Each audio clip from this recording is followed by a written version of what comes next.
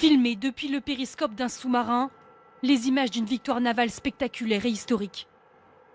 Ce matin à l'aube, une torpille américaine frappe de plein fouet une frégate iranienne.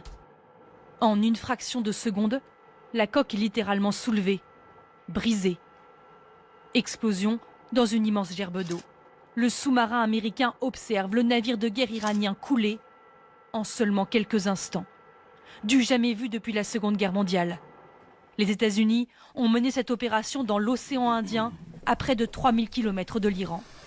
Un sous-marin américain a coulé un navire de guerre iranien qui se pensait en sécurité dans les eaux internationales.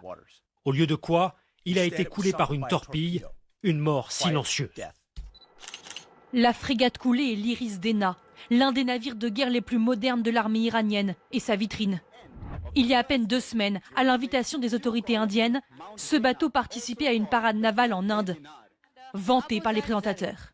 C'est une frégate ultra sophistiquée de la République islamique d'Iran. L'équipage a même défilé le 19 février au son des tambours. Mais la guerre commence. L'Iris Dena quitte alors le port indien de Visakhapatnam pour rentrer en Iran. Il était au large des côtes du Sri Lanka, ce matin à l'aube, quand il envoie un signal de détresse.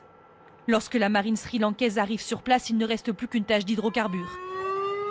Sur les 180 marins, seuls une trentaine ont pu être secourus. Les autres sont morts ou toujours portés disparus. C'était au-delà de nos eaux territoriales, mais c'était notre zone de recherche. On a trouvé des gens flottant dans l'eau et on les a secourus. Et plus tard, en leur posant des questions, on a compris que ces personnes venaient d'un bateau iranien. Cette opération spectaculaire, loin du Moyen-Orient, s'inscrit dans un plan plus large de Donald Trump, celui d'annihiler la marine iranienne. Au total, plus de 20 navires de guerre iraniens ont été détruits selon les autorités américaines.